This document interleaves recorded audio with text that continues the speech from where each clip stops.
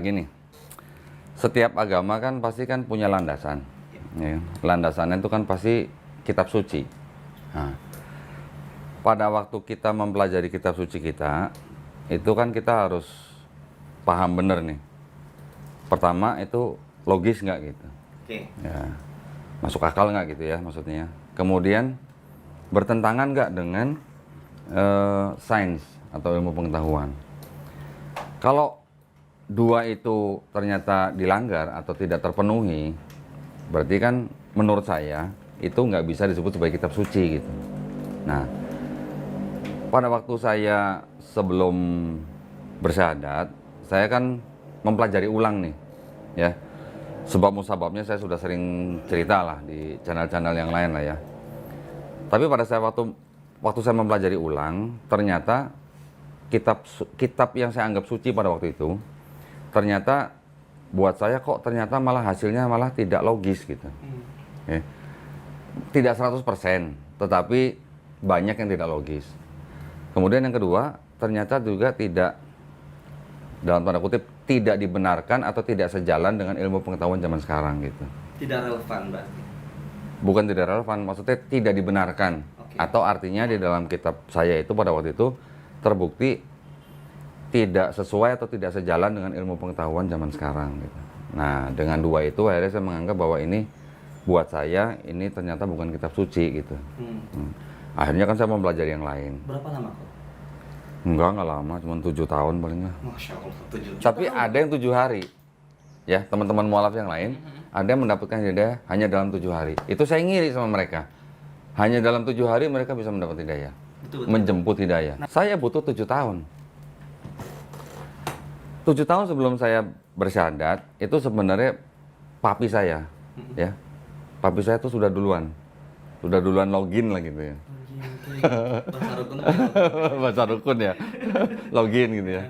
Tapi waktu itu saya melihatnya bukan karena riset, ya karena memang hanya oke, yakin pindah gitu ya. Saya memerlukan waktu banyak lama, 7 tahun itu, ya selain saya mempelajari ulang kitab saya, mempelajari ulang agama saya waktu itu, saya juga mempelajari agama yang lain dong, gitu. Semua, hampir semua lah, yang di Indonesia ya. Nggak yang di seluruh dunia. Nah, juga mempelajari termasuk Islam, gitu. Nah, pada waktu mempelajari Islam itulah saya menemukan masuk akal, kemudian sesuai dengan ilmu pengetahuan. Di situ saya baru bilang, oh ini yang baru bisa disebut sebagai kitab suci. Karena tidak mungkin dikarang oleh manusia gitu. Karena manusia kalau mengarang ini dia butuh alat gitu. Sedangkan kita tahu Nabi Muhammad SAW tidak punya alat apa-apa. Boro-boro alat yang istilahnya sederhana, mikroskop nggak punya, teleskop nggak punya gitu. Kok bisa ada ayat-ayat yang berhubungan dengan ilmu pengetahuan, nggak cuman di masalah embriologi, geologi, astronomi gitu. Hampir di semua bidang ilmu pengetahuan itu ternyata Al-Quran sejalan gitu. Nah, itu yang membuat saya mengambil keputusan bahwa Al-Quran itu adalah kitab suci yang benar-benar suci gitu. Ya gini, jadi kalau kita lihat secara keseluruhan ya, kalau kita lihat di dalam Islam kan ada sholat, zakat, puasa, haji kalau mampu. Sholat, zakat, puasa ini semuanya kalau kita telaah nih ternyata nih, dilihat hikmahnya apa di belakang perintah itu gitu ya. Ternyata tuh semuanya masuk akal untuk kita dan untuk umat manusia gitu.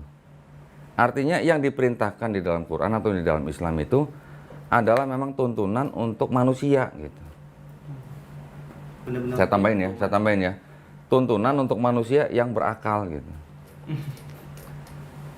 Ya, dari sholat, zakat, puasa, semuanya apa? Selain berguna buat kita sendiri, buat diri kita sendiri, buat kejiwaan kita, buat badan kita, ternyata ini juga ada gunanya untuk sesama manusia gitu. Zakat, gitu kan? Di dalam puasa, walaupun berguna untuk kita juga, di dalam puasa kan kita tahu lah, bulan Ramadan kita semuanya banyak mengadakan acara yang bersama-sama gitu ya, buka puasa bersama dan segala macam, bakti sosial segala macam. Jadi kalau kita melihat sebuah ajaran, kita harus melihatnya secara keseluruhan nih. Jangan cuma satu titik gitu. Itu yang kadang-kadang menimbulkan perbedaan-perbedaan. Iya, iya. Tapi kalau dalam satu global konteksnya, agama Islam ini adalah agama yang bisa diterapkan dalam kehidupan manusia sehari-hari. Gitu. Ajarannya, perintahnya, larangannya, semuanya bisa diterapkan dalam kehidupan sehari-hari, termasuk di dalam sistem peradilan. Dulu saya mempelajari agama saya yang lama, ternyata tidak bisa diterapkan dalam sistem peradilan. Contohnya apa itu? Bahkan di negara-negara yang mayoritas Kristen pun, ajaran mereka nggak bisa dimasukin dalam sistem peradilan. Contohnya, kasihilah musuhmu. Kalau kamu ditampar pipi kanan, kasih pipi kiri. Bisa nggak masuk peradilan kira-kira?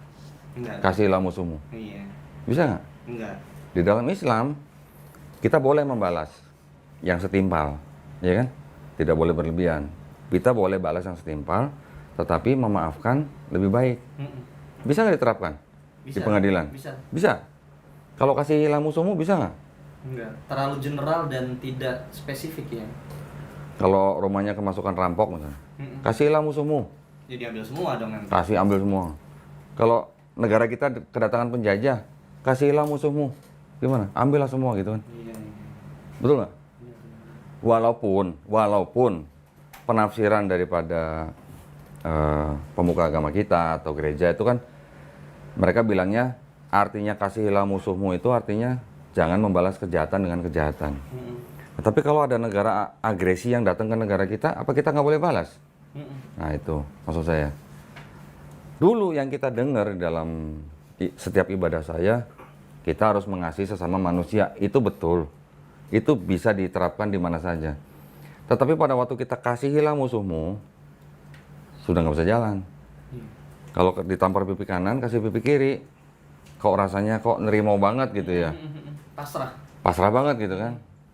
Padahal kalau kita baca Bible yang istilahnya yang dengan teliti, Yesus mengajarkan murid-muridnya kalau ditampar pipi kanan, kasih pipi kiri.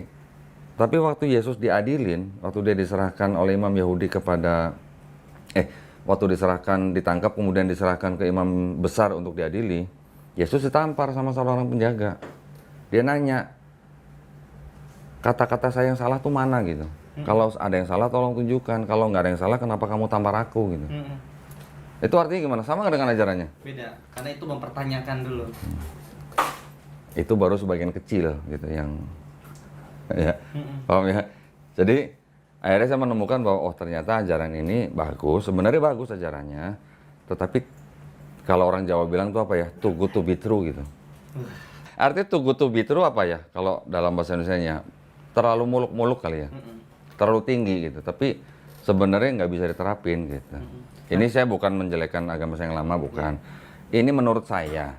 Kalau menurut teman-teman atau saudara-saudara saya yang lain yang Kristen yang memandang bahwa oh enggak itu bisa diterapkan dan segala macam, ya monggo gitu ya. Tapi yang jelas di peradilan manapun itu nggak bisa diterapkan. Kemudian juga di salah satu dinding di gedung Universitas Harvard itu ada apa namanya kayak semacam quotes gitu. Itu universitas malah dia mengquote ayat Quran. Bukan ayat kalau ditampar pipi kanan kasih pipi kiri gitu. Apa quotes Quran? Saya lupa, cuman dari surah An-Nisa, cuman saya lupa ayatnya. Saya lupa. Itu yang jelas dari ayat Quran. Nanti kalau mau dilihat fotonya ada sebenarnya, cuman harus cari dulu ya. Nantilah mungkin ditampilin ya. Betul, betul. Bisa ditongolin ya nanti ya. Nanti saya kasih fotonya. Nah, jadi itu bukti bahwa ajaran Islam itu bisa diterapkan di mana saja di kehidupan manusia, baik di kehidupan bermasyarakat maupun sampai ke pengadilan. Kalau yang namanya kita boleh membalas yang setimpal, itu artinya butuh pengadilan nggak? Betul. Butuh. Karena kita boleh membalas. Kalau orang membunuh, kita boleh balas dengan yang setimpal. Betul. Membalas dengan setimpal bisa dengan dibunuh juga ataupun juga dipenjara gitu. Setimpal gitu kan. Masalah berapa lamanya itu tergantung dari hakim. Tetapi kita bisa membalas yang setimpal artinya kita ada media untuk membalas di pengadilan. Tapi kalau sudah kasihlah musuhmu, perlu pengadilan nggak? Udah nggak perlu lagi. Nggak perlu. Nah itu maksud. Karena di dalam Islam mengenal rasis nggak? Enggak. Nggak. Pesan Nabi Muhammad SAW sebelum beliau wafat, orang Arab tidak lebih baik daripada orang kulit putih. Orang kulit putih tidak lebih baik daripada orang Arab. Yang terbaik dari mereka yang apa? Apanya yang terbaik dari mereka? Yang Arab maupun yang non-Arab? takwanya. Jadi di ajaran Islam saya menemukan bahwa tidak ada diskriminasi, tidak ada rasis, ya kan? Di Islam juga kita mengenal bahwa Allah menciptakan bangsa-bangsa yang berbeda-beda supaya apa? Supaya kita saling mengenal. Betul. Gitu kan? Artinya tidak boleh merendahkan. Setiap manusia di hadapan Allah Subhanahu wa taala semua kedudukannya sama. Ya kan? Kalau orang Arab tidak lebih baik daripada orang non-Arab, orang non-Arab tidak lebih baik daripada orang Arab, tetapi yang paling baik dari antara mereka adalah yang paling bertakwa. Iya. Artinya yang dilihat daripada Allah Subhanahu wa taala apanya? Bukan warna kulitnya, Betul. bukan rasnya, tapi takwanya gitu. Sedangkan di agama-agama lain kita bisa melihat bahwa ada yang berdasarkan kasta. Ya. Dia dapat kasta tinggi kalau dia lahir di mana, dia lahir dari siapa. Oke. Kemudian ada agama juga yang terlalu eksklusif, hanya untuk kaum atau suku tertentu gitu. Iya. Betul kan? Ada juga agama yang tidak menekankan pada konsep ketuhanannya, tapi hanya konsep seperti filosofi jalan kehidupan aja gitu. Tetapi mengenal Tuhan siapa yang menciptakan kita kurang ke situ gitulah. Jadi itu hanya semacam filosofi gitu. Nah ini yang akhirnya saya tidak bisa mengikuti karena ada hal-hal seperti itu. Sebenarnya ada satu agama selain Islam yang sebenarnya sama-sama tauhid, sama-sama monoteis, yaitu agama Yudaisme. Yudais. Nah. Yahudi berarti. Yahudi, Yudaisme. Tetapi Yudaisme ini seperti tadi saya bilang, ini sebenarnya dia sangat eksklusif. Hanya untuk orang-orang Israel, gitu ya.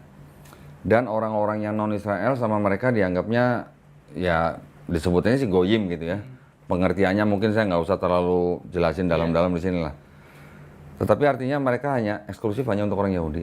Oke, orang non-Yahudi boleh menjadi pelaku Yudaisme boleh. Tetapi kalau di dalam darah dia bukan tidak ada darah Yahudi, terutama dari darah ibunya, atau tidak ada kesukuan dari darah ayahnya, dia tidak akan diakui sebagai orang Yahudi. Nah, tetapi mereka monoteis dan mereka tauhid. Mereka percaya sama Allah itu Esa. percaya dan mereka mengakui bahwa kita Muslim menyembah Tuhan yang sama dengan Tuhan yang mereka sembah, yaitu Tuhannya Nabi Abraham, Nabi Ishak dan Nabi Yakub. Gitu. Cuman sayangnya mereka hanya berhenti di nabi-nabi kecil sebelum Nabi Isa dan apalagi sampai ke Nabi Muhammad SAW. Tetapi dari pandangan rabi-rabi Yahudi itu sebenarnya mereka mengakui bahwa Nabi Muhammad SAW itu adalah seorang nabi. Cuman bukan nabi untuk mereka gitu loh. Sebagai nabi tapi bukan nabi untuk bangsa Yahudi. Bangsa untuk semua bangsa yang lain lah gitu. Dan rabi-rabi Yahudi sendiri mengakui bahwa Muslim ya itu bukan penyembah berhala. Mereka murni menyembah Tuhan yang Esa, Tuhan yang sama yang disembah oleh bangsa Yahudi, yaitu Tuhannya Abraham, Ishak dan Yakub. Dan mereka bisa bilang bahwa Islam itu kan semacam kayak apa ya? Kayak kata kerja gitu loh ya. Berserah diri, Betul. patuh, tunduk, taat, apa namanya? Damai, selamat gitulah. Jadi mereka mengakui bahwa kalau dibuat Islam dari mulai Nabi Adam alaihissalam itu semuanya udah Muslim. Dan itu nggak masalah buat orang Yahudi, nggak masalah. Mereka Muslim secara akidah gitu. Kalau Yahudi kan banyak ininya kan, banyak aturannya gitu. Sampai 613 aturan di dalam agama mereka gitu. Jadi buat orang-orang Yahudi yang pikirannya istilahnya udah sama-sama kita memandang dari sebuah global konteks, Islam itu adalah ya memang agamanya dari semua nabi-nabi secara akidah gitu. Iya. Nih gitu. Terus terang saya belajar Islam masih kulitnya doang.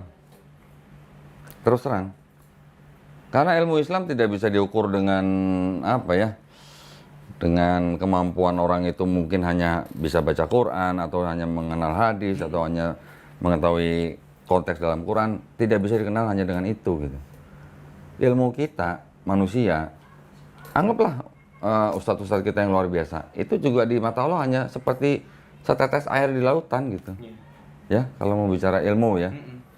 Tetapi artinya minimal kita sudah paham, minimal kita sudah bisa merasakan nikmatnya bertauhid. Itu kan nikmat yang paling tinggi buat seorang manusia kan. Iya. Nikmat Islam kita itu adalah nikmat yang paling tinggi buat kita gitu. Mau apa lagi, mau nikmat apa lagi coba? Saya setelah saya mengetahui Islam, setelah saya mengetahui Quran, saya tidak lagi menyebut kitab itu sebagai Alkitab. Karena Al-Quran juga ternyata disebut sebagai Alkitab. Iya. Oke. Jadi untuk kitab-kitab ini yang saya panjang di sini, walaupun tulisannya Alkitab, saya nyebutnya Bible aja. Oke. Bible ya. Atau sejauh-jauhnya Holy Bible. Tulisannya kan ada yang Holy Bible. Iya. Buat saya Bible itu oke. Ini adalah kumpulan daripada tulisan orang-orang sebanyak kurang lebih 40 orang di dalam rentang waktu kurang lebih 1.500 tahun. Ya, dari mulai perjanjian lama sampai perjanjian baru. Ditulis oleh kira-kira 40 penulis. Nah, kalau di Islam, kita taunya Quran, oke yang menulis sahabat-sahabat Nabi, oke yang nulis banyak. Berdasarkan hafiznya ya. Ya, tetapi isinya kan semuanya langsung dari Allah Subhanahu wa taala melalui malaikat Jibril alaihissalam kepada Nabi Muhammad SAW, diteruskan kepada sahabat-sahabatnya untuk dituliskan. Tetapi sebenarnya secara tradisinya Quran itu tidak diturunkan secara tulisan, tetapi secara oral gitu atau hafalan gitu, ya kan? Makanya Quran dijanjikan untuk dijaga itu bukan dijaga tulisannya, bukan dijaga mushafnya. Silakan bakar mushaf di seluruh dunia.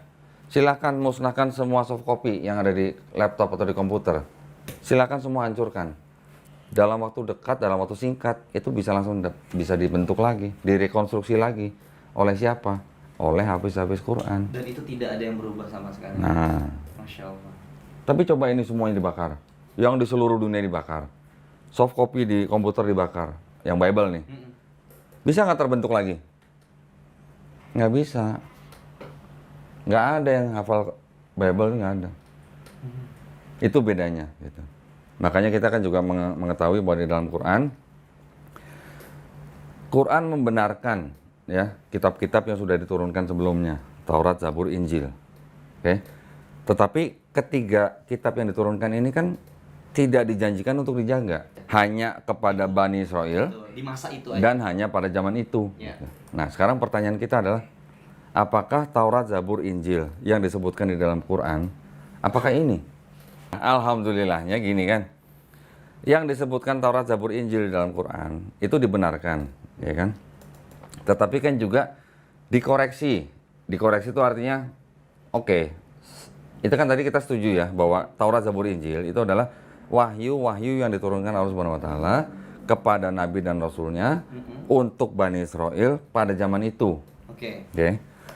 Jadi kalau nabi-nabi dan rasulnya sudah tidak ada, ya otomatis wahyu itu juga tidak ada, ya ikut kepada nabinya.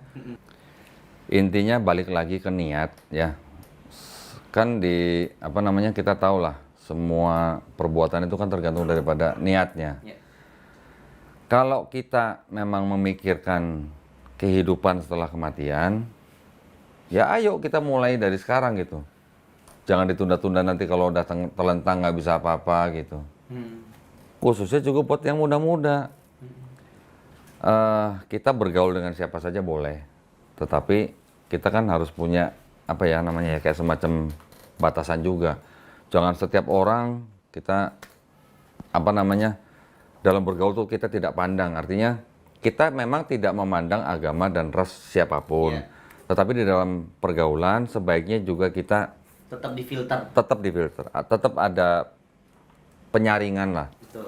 Supaya kita tidak ngikut ke dalam istilahnya perbuatan atau mungkin tindakan yang bisa menyalahi agama kita sendiri gitu. Lingkungan mempengaruhi ya, Ko ya. Sangat mempengaruhi. Nah, yang jadi masalah itu yang kita sering jadikan tempat untuk curhat atau tempat untuk minta tolong, suka lupa kita. Ya. Setiap kali kita sholat kita selalu baca iya karena budu wa iya karena stain. Tapi giliran udah keluar sholat kita lupa. Kita minta tolongnya ke siapa, kita minta tolongnya kemana gitu. Padahal kalau kitanya membersihkan diri kita ya dari segala macam dosa, kitanya bertawakal. Artinya kita kan simpel sebenarnya tawakal ya. Kelihatannya simpel memang ya, hanya menjalankan perintah, menjauhi larangan. Kelihatannya simpel tapi memang mungkin menjalankan tidak semua orang merasakan hal yang sama. Tetapi kalau kita selalu berusaha, bertawakal, insya Allah kita hanya perlu minta tolong kepada yang menciptakan kita. Nanti yang menciptakan kita akan menolong kita melalui siapapun, itu udah urusan dia gitu loh. Maksud saya gitu. Jadi buat kita semua yang apa istilahnya, yang sudah punya nikmat Islam, gini nih harusnya, pegang terus nih, pegang dengan Benar-benar keras gitu ya. bukan ya. Ya. Artinya apa namanya, kita harus punya dasar.